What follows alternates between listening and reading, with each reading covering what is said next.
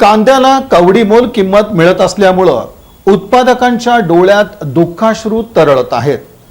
उत्पादनाचा खर्च देखील निघेनासा झालाय. सध्या कांद्याची मोठ्या प्रमाणावर आवक होत असून दुसरीकडे मागणी मात्र कमी असल्यानं कांद्याच्या दरात मोठी घसरण झाली आहे. किरकोळ बाजारात चांगल्या प्रतीचा कांदा अवघ्या 10 ते 12 रुपये किलो दराने विकला जात असल्यानं शेतकरी आर्थिक संकटात सापडलाय. उत्पादनासाठी केलेला खर्चही निघत नसल्यानं अनेक शेतकऱ्यांच्या डोळ्यात अक्षरशः कांद्यानं आसू आणले आहेत. यंदा हवामान अनुकूल राहिल्यानं अनेक भागात कांद्याचं उत्पादन चांगलं झालं. परिणामी बाजार समित्यांमध्ये दररोज मोठ्या प्रमाणावर कांद्याची आवक होत आहे. मात्र ग्राहकांकडून अपेक्षित मागणी नसल्यानं बाजारात कांद्याचे दर कोसळलेत. व्यापाऱ्यांकडूनही कमी दरानं खरेदी केली जात असल्यानं शेतकरी हवालदिल झालाय. सध्या किरकोळ बाजारात 10 ते 12 रुपये किलो दर मिळत असला तरी प्रत्यक्षात शेतकऱ्यांच्या हातात त्यापेक्षा कमी पैसे पडतायत. वाहतूक, मजुरी, बियाणं, खत आणि औषधांचा खर्च वाढलेला असताना कांद्याला मिळणारा दर अत्यंत कमी असल्यानं उत्पादन खर्चही निघत नसल्याची खंत शेतकरी व्यक्त करतायत. काही ठिकाणी तर कांदा बाजारात नेण्यापेक्षा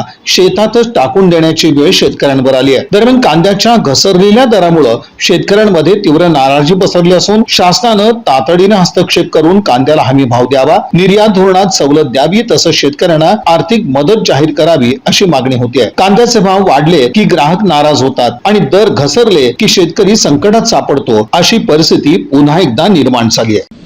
या बातमीपत्राचे प्रमुख प्रायोजक प्लॅटिनम मॉल इंद्रधनु सोलापूर. सोलापुरातील सर्वात प्रतिष्ठित इंद्रधनु सोसायटीचा नवीन भव्य कमर्शियल प्रोजेक्ट आता रेल्वे स्टेशनच्या अगदी शेजारी शहराच्या मध्यवर्ती ठिकाणी.